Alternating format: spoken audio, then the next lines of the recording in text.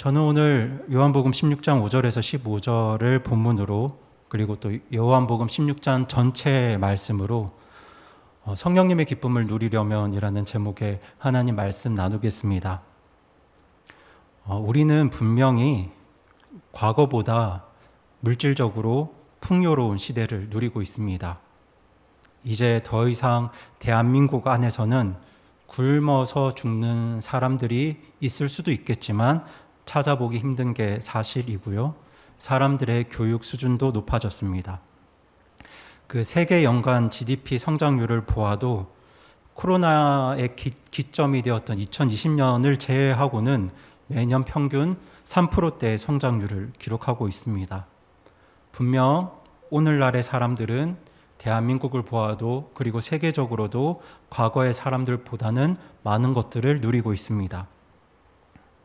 하지만 오늘날 현대인들이 수십 년 전 과거 사람들보다 더 많은 기쁨을 누리고 있는가 생각해 볼 때 꼭 그렇진 않은 것 같습니다. 분명 과거보다 더 많은 것들을 누리고 있는데 사람들의 얼굴에서는 웃음기가 점점 사라져 가는 것 같습니다. 그리고 전문가들은 이런 현대인들이 기쁨을 잃어가는 가장 큰 이유로 과도한 디지털 연결을 꼽습니다. 쉽게 말씀드리면 인터넷의 발달과 스마트폰의 보급 때문에 사람들이 기쁨을 잃어간다고 생각합니다. 그리고 그 대표적인 예가 바로 인스타그램입니다. 우리 성도분들이 인스타그램을 다 아실런지는 잘 모르겠는데요. 이 인스타그램은 사진과 비디오를 통해서 사람들의 삶의 순간들을 보여주는 그리고 다른 사람들의 삶을 엿볼 수 있는 스마트폰의 인터넷의 플랫폼입니다. 저도 사실 인스타그램을 사용하고 있는데요. 저는 스마트폰이나 제 개인 PC에 자료나 사진을 저장해 두는 걸 선호하지 않고 저는 수시로 저의 데이터들을 다 지웁니다. 그래서 꼭 보관하고픈 사진이 있을 때 이 인스타그램에 저장을 해 두는데요.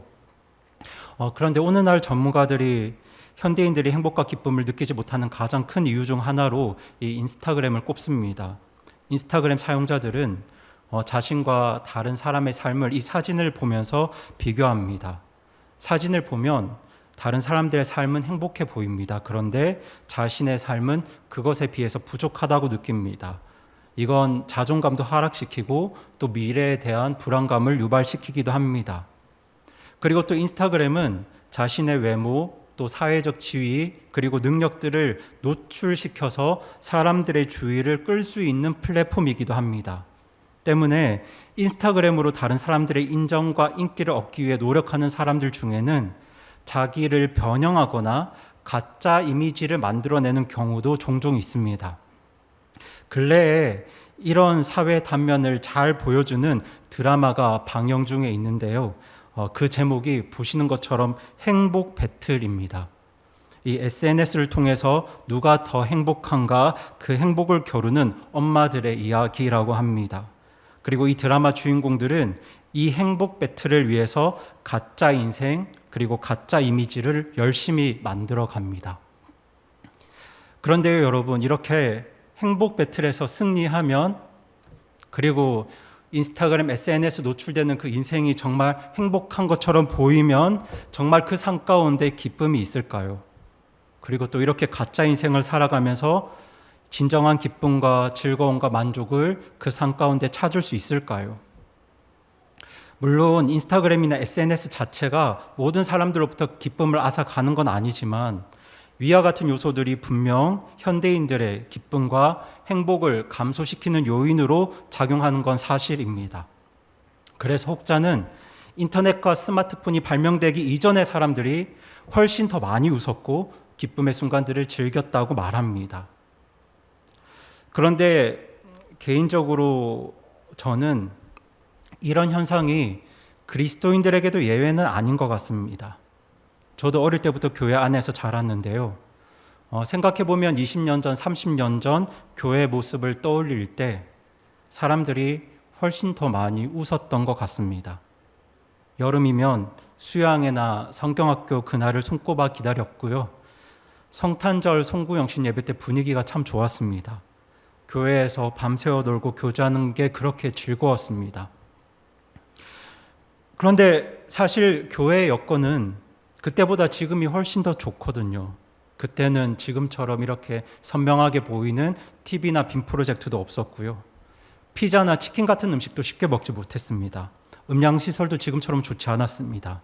성경과 신학에 대한 지식도 지금처럼 풍성하지 못했습니다. 하지만 분명한 건 지금보다 그 당시에 그리스도인들이 훨씬 더 많이 웃었고 기뻐했고 즐거워했던 것 같습니다. 그런 걸 볼 때 이 디지털 문명이 불신자들에게서만 행복을 앗아간 것이 아니라 구원받은 성도들의 기쁨과 즐거움까지 빼앗아간 것이 아닐까라는 생각이 듭니다. 교회에서 웃음이 점점 사라져가고 성도들의 삶에서 기쁨이 점점 사라져가고 있는 것 같습니다. 현대인들이 삶에서 기쁨을 잃어버리는 것처럼 구원받은 성도들 역시 그 삶에서 기쁨과 즐거움을 잃어가는 것 같습니다. 여러분은 어떠신가요? 여러분은 과거보다 지금이 더 즐겁고 기쁘신가요? 어제보다 오늘 더 많이 웃고 계신가요? 잘 아는 말씀이죠. 데살로니가 5장 16절 말씀은 성도들을 향해서 항상 기뻐하라고 말씀하고 계십니다. 분명히 우리 주님께서 항상 기뻐하라고 명령하고 계신데, 그렇다면 오늘 여러분은 그렇게 항상 기뻐하는 삶을 살고 계신지요? 우리들이 분명히 알아야 할 것이 있습니다. 그것이 무엇이냐면, 하나님께서 우리에게 무언가를 명령하실 때는요, 그 명령을 이룰 수 있는 여건과 능력을 주시고 그렇게 명령하십니다. 주님께서 우리에게 항상 기뻐하라 명령하셨는데, 우리에게 기뻐할 이유가 전혀 없는데, 그리고 우리에게 기뻐할 만한 힘과 여유가 전혀 없는데 무작정 기뻐하라고 명령하는 분이 아닙니다. 주님께서 우리에게 항상 기뻐하라고 명령하셨을 때는 우리에게 기뻐할 만한 충분한 이유와 충분한 여건과 충분한 힘을 이미 주셨다는 걸 우리가 믿어야 합니다. 그리고 우리가 그렇게 기뻐할 수 있는 충분한 이유가 있는데요. 그것은 바로 오늘 본문에 기록된 우리 안에 계신 성령 하나님이십니다. 성도님들께서 잘 아시는 것처럼 요한복음 16장은 곧 십자가에서 죽으실 예수님께서 자신이 떠난 뒤에 제자들에게 임하실 성령님에 대한 약속의 말씀입니다. 우리 다 함께 오늘 본문 7절 말씀 읽어보겠습니다. 7절 말씀입니다. 시작. 그럼에도 불구하고 내가 너희에게 진실을 말하노니 내가 떠나가는 것이 너희에게 유익하니라. 내가 떠나가지 아니하면 위로자께서 너희에게 오지 아니하시리라. 그러나 내가 떠나며 내가 그분을 너희에게 보내리니. 아멘. 여기서 위로자가 누구인지 그리고 그분이 누구인지 다 아실 겁니다. 바로 성령 하나님이십니다. 지금 예수님은 자신이 떠난 후에 제자들에게 오실 성령님에 대한 약속을 주시고 계신데요. 성령님이 오실 때 일어나게 될 놀라운 일들 중 하나가 뭐냐면 바로 기쁨입니다. 요한복음 16장 후반부는 이 성령님이 우리에게 주실 기쁨이 얼마나 놀라운 기쁨인지 설명하고 있는데요. 제가 요한복음 16장 20절부터 20절까지 말씀, 24절까지 말씀을 보면서 성령님이 주시는 기쁨이 어떤 기쁨인지 찾아보니 적어도 3가지를 발견했습니다. 그 3가지가 이렇습니다. 첫 번째는 모든 고통을 잊게 하는 기쁨이고요. 두 번째는 아무도 빼앗지 못하는 기쁨이고요. 세 번째는 충만한 기쁨입니다. 저희가 먼저 하나씩 살펴볼 텐데요. 우리 요한복음 16장 20절, 21절 2절 말씀 같이 한번 읽어보겠습니다. 시작. 진실로 진실로 내가 너희에게 이르노니 너희는 슬피 울며 애통할 터이나 세상은 기뻐하리라. 또 너희는 근심할 터이나 너희 근심이 기쁨으로 변하리라. 여자가 상고를 겪으면 자기 때가 이르렀으므로 근심하거니와 아이를 낳으면 곧바로 세상에 사람이 난 기쁨으로 인해 다시는 그 고통을 기억하지 아니하느니라. 아멘. 지금 20절에서 예수님께서는 제자들이 슬피 울고 애통하고 근심할 거라고 말씀하십니다. 그 이유는 잘 아시는 것처럼 앞으로 예수님께서 겪게 되실 그 고난과 죽음 때문이고요. 그리고 부활하신 주님께서 곧 제자들을 떠나가시기 때문이기도 합니다.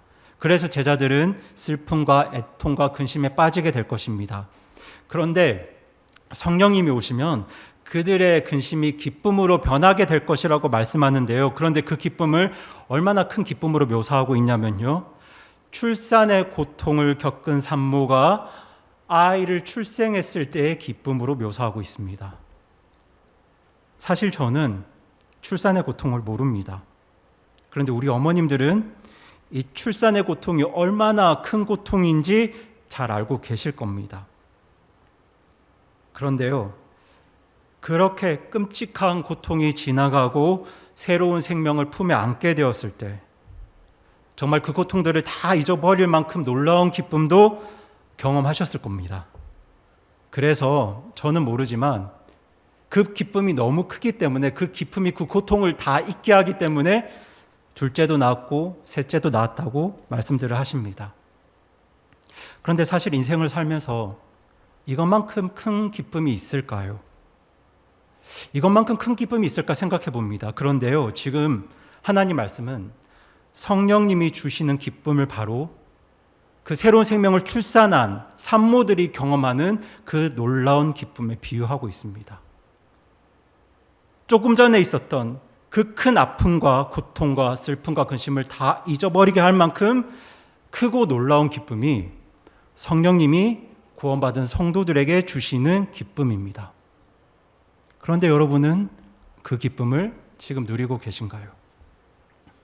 그리고 성경이 성령님이 주시는 기쁨에 대해서 또 어떻게 말씀하고 있냐면요. 우리 22절 말씀, 16장 22절 말씀 같이 읽어보겠습니다. 시작. 그러므로 지금은 너희에게 근심이 있으나 내가 다시 너희를 보리니 너희 마음이 기뻐할 것이요 아무도 너희에게서 너희 기쁨을 빼앗지 못하리라. 아멘. 네, 지금 22절은 성령님이 주시는 기쁨을 누구도 빼앗지 못하는 기쁨이라고 말씀하세요. 그런데요, 여러분, 제가 앞서 말씀드렸지만 오늘날 현대인들이 왜 기쁨을 잃어버리고 있습니까? 왜 웃음을 잃어버리고 있나요? 빼앗기기 때문입니다. 빼앗기기 때문이에요. 여러분, 과거에는 가난이 기쁨을 빼앗았습니다. 전쟁이 기쁨을 빼앗았죠. 신분이 기쁨을 빼앗았습니다. 그런데 오늘날 사람들은 인터넷의 기쁨을 빼앗깁니다. 인스타그램, SNS의 기쁨을 빼앗깁니다. 그렇게 사람들 사이에 알량한 행복 경쟁의 기쁨을 빼앗기고 있습니다. 그런데요, 여러분, 성령님이 우리에게 주시는 기쁨은 누구도 빼앗지 못하는 기쁨입니다. 아무도 빼앗지 못하는 기쁨이 바로 성령님이 주시는 기쁨입니다. 감옥에 갇힌 바울과 실라에게도 빼앗지 못하는 기쁨이 있었는데요. 그 기쁨이 바로 성령님이 주신 기쁨입니다. 그런데 오늘 여러분에게는 그렇게 성령님이 주시는 누구도 빼앗지 못하는 기쁨이 여러분 안에 있으십니까? 그리고 그뿐인가요? 성령님이 주시는 기쁨에 대해서 또 어떻게 말씀하고 있습니까? 우리 16장 23절, 24절 두 절 말씀 이어서 읽어보겠습니다. 시작. 그날에는 너희가 아무것도 내게 구하지 아니하리라.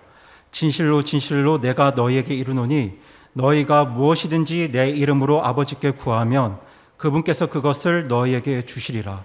지금까지는 너희가 내 이름으로 아무것도 구하지 아니하였으나 구하라. 그리하면 너희가 받으리니 이로써 너희 기쁨이 충만하리라. 아멘. 보시는 것처럼 23절에서 말씀하는 성령님이 주시는 기쁨은 충만한 기쁨입니다. 지금 이 말씀에서 성도들이 예수님의 이름으로 아버지 하나님께 구할 때 성령님을 통해서 구한 것을 받을 수 있다고 말씀하고 있고요. 그때 우리가 누리게 될 기쁨을 충만한 기쁨이라고 말씀하고 있습니다. 그런데 충만하다는 말은 어려운 말이 아닙니다. 이 충만하다는 말은 넘친다는 뜻이죠. 그런데요, 성도 여러분, 충만한 기쁨, 넘치는 기쁨의 가장 큰 특징, 증거가 무엇인 줄 아시나요?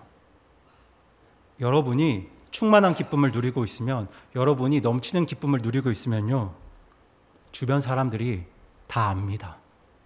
다 알아요. 그 사람이 기쁜지 다 압니다. 왜냐하면 뭐 하고 있으니까요? 넘치고 있으니까요. 넘치고 있으니까. 여러분, 넘친다는 말은요, 못 가둔다는 뜻입니다. 못 가둔다는 뜻이에요. 못 막는다는 뜻입니다, 여러분. 여러분, 내 안에 기쁨이 넘치면요, 티가 안 날래야 안 날 수가 없습니다. 그게 충만한 기쁨입니다. 그게 넘치는 기쁨이에요. 그런데 성령님이 주시는 기쁨이 어떤 기쁨이라고요? 충만한 기쁨입니다.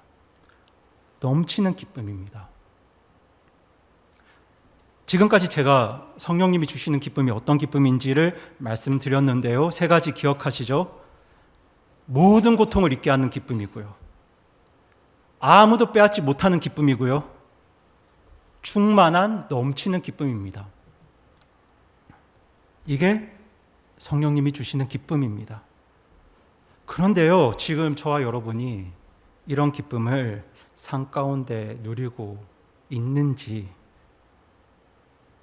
한번 생각해 보시기 바랍니다. 모든 고통을 다 잊게 하는 기쁨, 그 어떤 것도 아무도 빼앗지 못하는 기쁨, 도저히 막을 수 없는 넘치는 기쁨, 여러분 누리고 계신가요? 우리가 구원받았다면 우리 안에는 분명히 성령님이 계십니다. 그리고 성령님이 내 안에 계시다면 나도 이런 기쁨을 누릴 수 있고 이런 기쁨을 누려야 정상이고 또 이런 기쁨을 누리고 싶은데요. 정말 저와 여러분은 삶 가운데 이런 기쁨을 누리고 있으신가요? 저는 구원받은 저와 여러분 모두가 앞서 말씀드린 이 성령님이 주시는 놀라운 기쁨을 누리길 원하는데요. 그런데 제가 요한복음 16장을 묵상하면서 이것이 그냥 누릴 수 있는 기쁨이 아니라는 걸 제가 발견했습니다. 우리가 성령님이 주시는 이 놀라운 기쁨을 누리려면 적어도 우리가 따라야 할 성령님의 역사가 적어도 세 가지 있다는 걸 발견하게 되었는데요. 그 세 가지 역사는 이렇습니다. 그 첫 번째는 한번 읽어보실까요? 시작. 죄를 책망하시는 역사. 두 번째 읽어보겠습니다. 시작. 진리로 인도하시는 역사. 그리고 마지막입니다. 시작. 예수님을 영화롭게 하시는 역사. 저는 구원받은 성도들이 성령님이 주시는 놀라운 기쁨을 누리기 위해서는 적어도 이 세 가지 성령님의 역사를 따라가야 한다는 것을 보게 되었는데요. 한 가지씩 보겠습니다. 먼저 죄를 책망하시는 역사입니다. 우리 요한복음 16장 8절 말씀 같이 읽겠습니다. 시작. 그분께서 오셔서 죄에 대하여, 의에 대하여, 심판에 대하여 세상을 꾸짖으시리라. 아멘. 지금 이 8절에서는 성령님이 오셔서 그분께서 죄에 대해서, 의에 대해서, 심판에 대해서 세상을 꾸짖으실 것을 말씀하고 계신데요. 그런데 정말 성령님이 우리 안에 오시면 우리 안에 이런 일들이 일어납니다. 제가 8절, 9절, 10절, 11절, 12절을 다 세밀하게 강의하면 시간이 너무 길어지기 때문에 8절에만 초점을 맞추어서 말씀을 전할까 하는데요. 여러분, 성경에서 말하는 죄의 뜻은 목표에서 벗어나다입니다. 어떤 정해진 목표에서 벗어나다입니다. 때문에 우리가 죄가 무엇인지를 알려면요, 무엇을 알아야 하냐면 의가 무엇인지를 알아야 합니다. 그러니까 하나님이 정해주신 어떤 의의 영역이 무엇인지를 알아야 죄가 무엇인지를 알 수 있습니다. 그래서 세상도 세상의 의를 사람들에게 가르칩니다. 여러분, 아이들 이제 자라면 유치원에서부터 동화나 이야기를 이렇게 전해주지 않습니까? 그 동화나 이야기 통해서 무엇을 전하냐면 옳은 게 무엇인지를 가르칩니다. 우리가 아이들한테 심청전 이야기를 들려줍니다. 왜 들려줍니까? 효가 옳다는 걸 가르쳐주기 위해서죠. 그리고 토끼와 거북이 이야기 들려줍니다. 왜 그런 이야기 들려줍니까? 성실하게 사는 게 옳다고 가르치기 위해서입니다. 그러니까 세상도 그렇게 여러 이야기들을 통해서 의가 무엇인지를 사람들에게 가르치려고 하고 있고, 그 의의 영역을 통해서 죄가 무엇인지를 사람들에게 규정하려고 그렇게 하고 있습니다. 그렇게 의가 무엇이고 죄가 무엇인지 그것을 구별하는 행위를 심판이라고도 합니다. 그런데 문제는요, 세상이 의와 죄를 구분하는 기준과 하나님께서 의와 죄를 구분하는 그 기준이 같을까요? 다를까요? 그게 다르다는 겁니다. 하나님의 심판의 기준과 세상의 심판의 기준이 다르다는 거죠. 저는 사실 여기에 대한 사례를 수없이 들 수 있습니다. 제가 그 주일날 오전에 성경 공부할 때 사용하는 사진 내용 일부를 발췌해 왔는데요. 제가 사진을 몇 장 준비했습니다. 아직도 중동에서는 명예살인이 자행되고 있습니다. 명예살인이 무엇인 줄 아시죠? 집안의 명예를 훼손시켰다는 이유로 가족 구성원을 죽이는 이슬람권의 관습을 말합니다. 내 아내와 딸이 밖에서 수치스러운 일을 하거나 혹은 수치스러운 일을 당하더라도 가문의 명예를 훼손했기 때문에 그 아내와 딸을 죽입니다. 그걸 명예살인이라고 합니다. 그래서 이분도 잠시 외국 놀러 갔다가 유튜브 하면서 가문의 명예를 실추시켜서 고국으로 돌아갔을 때 그 아버지가 납치해서 그 딸을 죽였습니다. 이게 명예살인입니다. 그런데 이 사람들은 그 명예살인을 죄라고 여기지 않습니다. 왜냐하면 명예살인은 이 사람들의 세상에서 의기 때문입니다. 명예살인은 이 사람들의 세상에서 죄가 아닙니다. 여러분, 그뿐만이 아닙니다. 불과 200년 전만 해도요, 서구 사회에서는 흑인들을 노예로 사고 파는 걸 죄로 여기지 않았습니다. 흑인 노예들을 물건 취급했습니다. 그래서 신대륙으로 노예를 몇 개월간 이송할 때도 보시는 것처럼 마치 물건 이송하는 것처럼 저렇게 사람들을 겹겹이 쌓아서 묶어서 이송했습니다. 저 과정에서 얼마나 많은 흑인 노예들이 죽어나갔는지 모릅니다. 하지만 그 누구도 저걸 개의치 않았습니다. 왜냐하면 저들의 세상에서는, 저들의 시대에서는 노예를 사고 파는 게 죄가 아니었기 때문입니다. 그뿐입니까? 아주 시간을 거슬러서 고대 마야 문명이나 중동 문화권 역사를 살펴보면 수많은 인신제사 증거를 찾아볼 수 있습니다. 인신제사는요, 신을 달래기 위해서 사람의 생명, 목숨을 바치는 겁니다. 그런데 이게 먼 나라 이야기라고 생각하지만 사실 이게 그렇게 먼 나라 이야기가 아닙니다, 여러분. 왜냐하면 우리나라 그 효를 가르치는 심청전에서도 인신제사의 흔적을 발견할 수 있거든요. 그 심청이가 어디에 빠지게 되죠? 임당수에 빠지지 않습니까? 그게 무슨 제사입니까? 인신제사입니다. 그런데 사람들은 왜 이토록 끔찍한 인신제사를 드렸을까요? 왜냐하면 그걸 죄로 여기지 않았기 때문입니다. 그런데요, 여러분, 지금까지 우리가 몇 가지 케이스만 살펴봤는데 지금 우리가 볼 때 이것들이 죄입니까? 의입니까? 이 죄입니다. 그것도 작은 죄가 아닙니다. 굉장히 끔찍한 죄입니다. 그런데 당시 많은 사람들은 이걸 죄로 여기지 않습니다. 정말 끔찍한 죄들을 수없이 자행했음에도 불구하고 세상이 그걸 죄로 규정하지 않았습니다. 세상이 이런 것들을 의로 여겼습니다. 그런데 사실 지금도 그렇지 않습니까? 지금도 이슬람권 명예살인을 의로 여기고요. 지금도 우리나라 많은 젊은이들이 동성애를 또 존중하는 걸 의로 여기지 않습니까?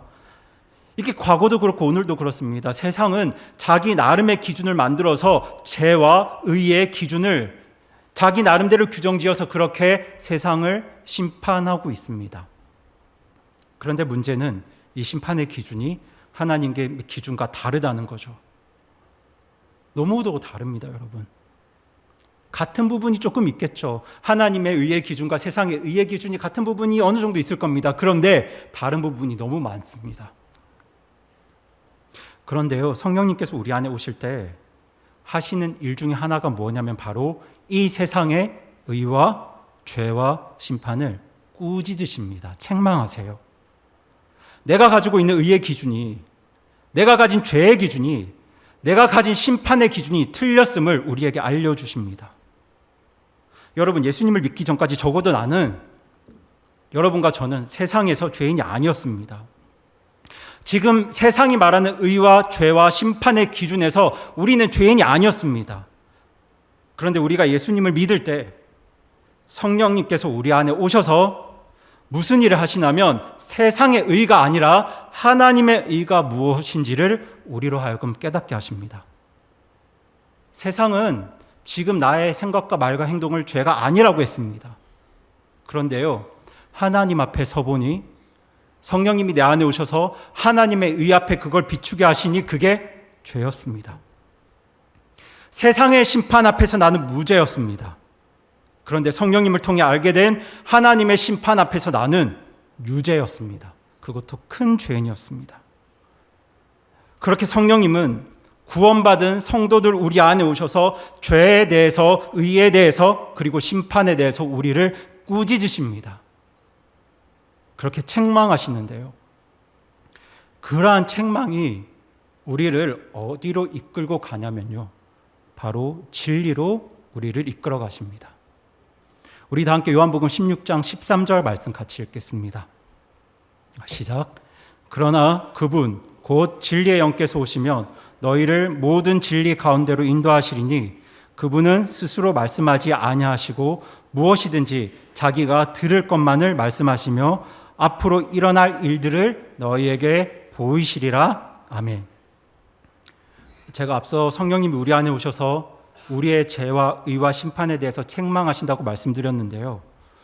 그렇게 성령님이 우리를 책망하시는 이유는 바로 진리로 우리를 인도하시기 위해서입니다. 지금까지 우리는 세상이 말하는 의가 진리인 줄 알았습니다. 그래서 지금도 이슬람권 사람들이 명예살인을 의라고 생각합니다. 그래서 지금도 중국과 러시아 많은 사람들은 사회주의를 의라고 생각합니다. 그래서 지금도 우리나라 많은 젊은이들은 동성애를 인정하고 존중하는 걸 의라고 생각합니다. 그래서 오늘날 서구 문화의 영향력 아래에 있는 많은 사람들은 오직 능력으로만 사람을 구별하고 차별하는 그 능력주의를 의라고 여깁니다. 그런데 성령님이 오시면 그 모든 의와 죄와 심판을 책망하시면서 진리로 우리를 인도하시는데요. 하나님의 의로 우리를 인도하세요. 세상의 의, 죄, 그 심판, 여기서 그릇된 것들, 잘못된 것들 다 분별하게 하셔서 구원받은 성도를 진리로 하나님의 의로 인도하는 분이 바로 우리 성령님이십니다. 그런데 성령님께서 우리를 진리로 인도하실 때 우리 성령님은 스스로 말씀하지 않고 무엇이든지 자기가 들을 걸 통해서 말씀하신다고 이렇게 기록되어 있지 않습니까? 성령님께서 들은 것을 통해서 들을 것을 통해서 말씀하신다. 이게 무슨 뜻이냐면요, 우리 성령님께서는 우리를 인도하실 때 기록된 성경 말씀을 통해서 인도하신다는 뜻입니다. 우리 안에 계신 성령 하나님은 기록된 신구약 66권 성경 말씀을 통해서 우리를 진리로 인도하십니다. 때문에 여러분, 이 성경 말씀은요, 하나님의 의가 무엇인지를 우리에게 알려주는 책이고 동시에 그 의에서 벗어난 하나님 앞에서 죄가 무엇인지를 우리에게 보여주는 책입니다. 세상은 죄와 의와 심판에 대해서 자기 나름대로 이러쿵저러쿵 이야기하고 있는데요. 그런데 우리 안에 오신 성령님께서 그 세상의 의와 죄와 심판을 꾸짖으시며 진리로 인도하실 때 바로 이 기록된 성경 말씀을 통해서 우리를 인도하십니다. 여러분, 그런 측면에서 신약 성경뿐만 아니라 구약 성경도 우리에게 매우 중요한 책이에요. 제가 안타까운 건 다 그런 건 아니겠지만 근본주의, 복음주의를 자처하는 분들 중에 간혹 신약 성경을 더 중요시하고 구약 성경을 경시하는 분들이 계십니다. 왜냐하면 구약 성경을 율법으로 여기기 때문입니다. 그런데 물론 구약 성경을 통해서 구약 성경을 지키고 율법을 지켜서 구원받을 수 있다고 말하면 그건 율법이 맞습니다. 우리 역시 그렇게 믿지 않습니다. 그렇다면 여러분, 우리가 율법이 아닌 은혜로 구원받았기 때문에 구약보다 신약이 더 중요한 책일까요? 구약보다 신약이 더 중요한 하나님의 말씀이겠습니까? 그렇지 않습니다, 여러분. 구약 성경이 구원받은 성도들에게 정말 중요한 이유는요, 이 구약 성경이 하나님의 의가 무엇인지를 우리에게 잘 보여주기 때문입니다. 여러분, 구약 성경 안에는 하나님의 의가 무엇인지를 잘 보여주는 정말 수많은 이야기들이 있습니다. 제가 앞서 유치원이나 어린이집에서 아이들에게 세상의 의가 뭔지를 가르쳐 줄 때 수많은 동화나 이야기들을 들려준다고 말씀을 드렸잖아요. 크게 다르지 않습니다, 여러분. 구약 성경 안에는요, 하나님의 의가 무엇인지를 우리에게 구체적으로 알려주는 수많은 기록들이 있습니다. 그래서 구약 성경도 신약 성경만큼이나 우리 구원받은 성도들에게 아주 중요한 말씀이에요. 그렇게 성령님이 우리 안에 오셔서 원래 우리 안에 있었던 그릇된 의와 죄와 심판을 책망하시고 성경 말씀을 통해서 진리로 우리를 인도하시는데요. 그때 우리가 뭘 발견하게 되냐면요, 하나님의 의가 진짜였구나를 발견하게 됩니다. 이게 진리였구나. 하나님이 진짜였구나. 하나님의 죄와 의와 심판이 진짜였구나. 이걸 발견하게 됩니다. 내가 지금까지는 세상의 기준에 갇혀서 세상의 의를 구하면서 살았는데, 그래서 중동에 있는 나는 명예살인도 의롭다고 생각했고, 과거에 있었던 나는 인신제사도 의롭다고 생각했고, 지금 살고 있는 많은 젊은 나는 동성애도 의롭다고 생각하고 또 동성애를 존중해야 의롭다고 생각했고, 그리고 사회주의도 포스트 모던도 능력주의도 다 좋은 것들이라고 괜찮은 것들이라고 생각하고 그렇게 세상의 의를 구하면서 살았는데, 예수님 믿고 성령님이 내 안에 오셨을 때 그 모든 것들이 하나님 앞에서 죄이고 정말 큰 악이었음을 발견하게 됩니다. 그리고 진짜 의와 진짜 진리를 발견하게 됩니다. 그런데 이 놀라운 역사가 누구를 통해서 이루어지냐면요, 우리 죄를 대신해서 십자가 위에서 죽으시고 부활하신 우리 예수님을 통해서 이루어졌습니다. 그래서 성경이 어떻게 말씀하고 있나요? 우리 다 함께 본문 14절 같이 읽어보겠습니다. 시작.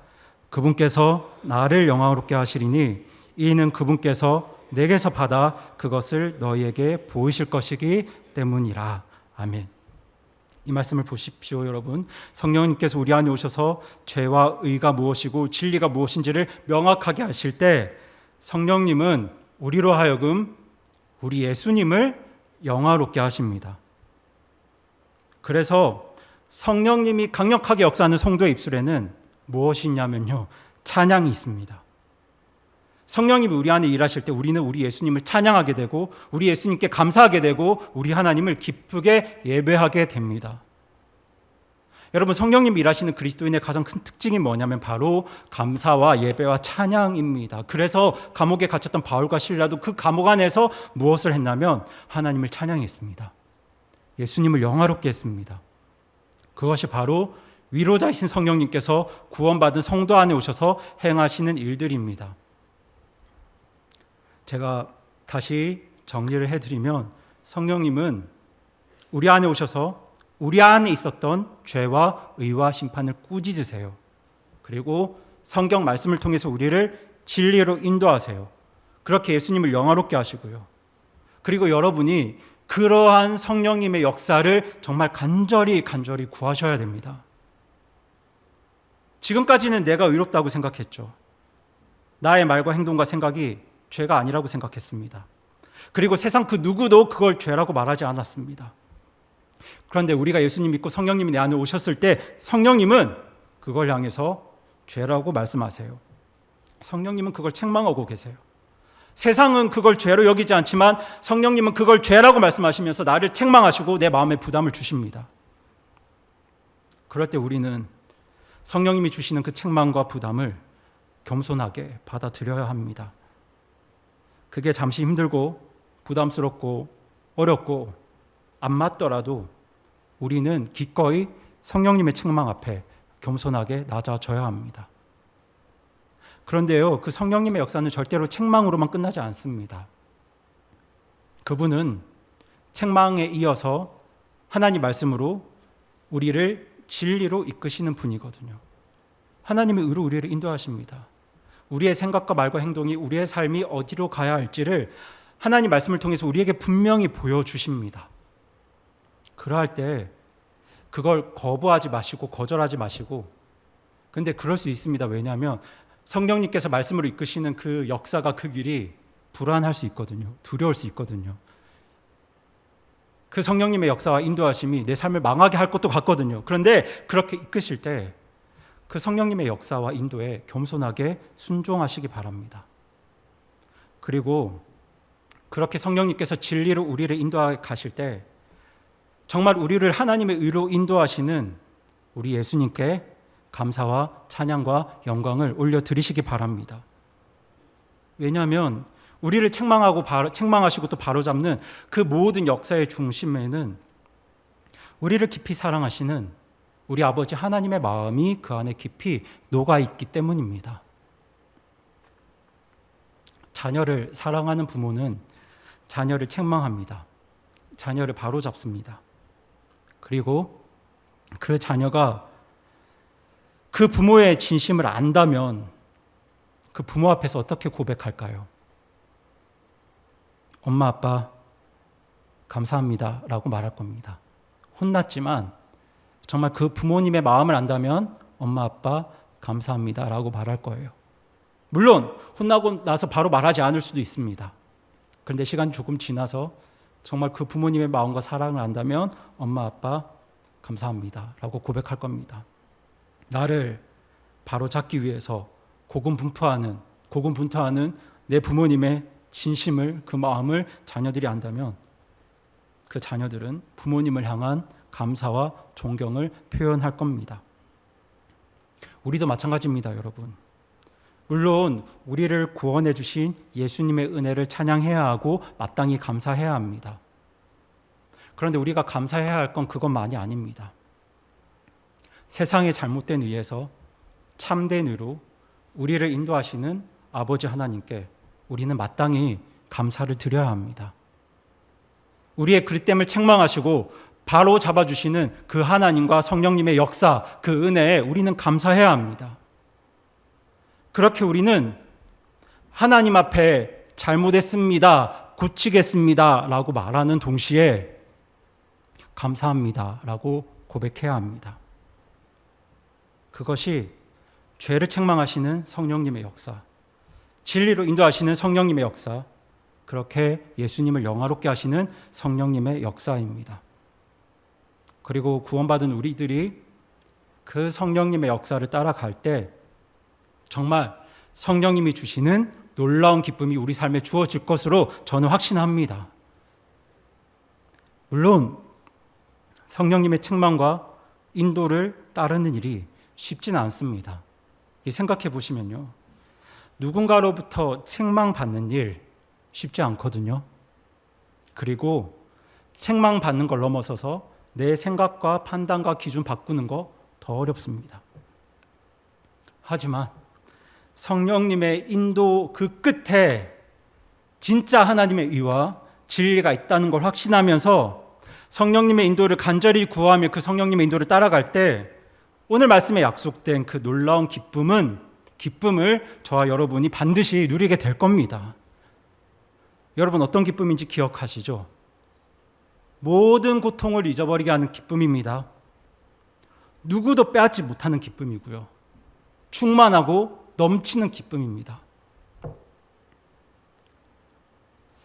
그 어느 때보다 풍요로운 물질 사회에도 불구하고 많은 현대인들이 기쁨을 상실해가는 이 시대에, 그리고 구원받은 성도들조차도 우울증과 정신장애에 시달리는 이 시대에 정말 저와 여러분이 성령님이 주시는 놀라운 기쁨을 누리며 살길 원하는데요.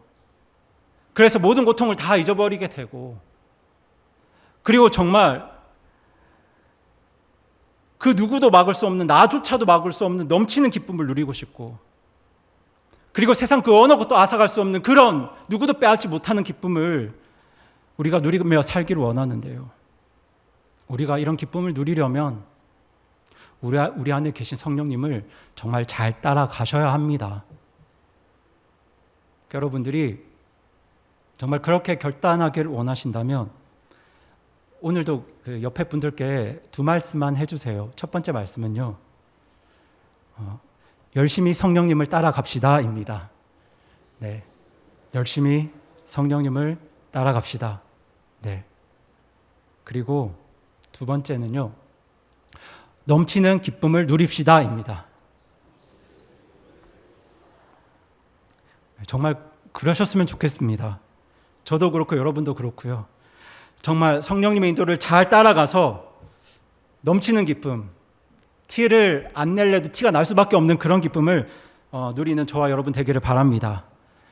그럼 이 시간 함께 일어나서 찬송하시겠습니다. 우리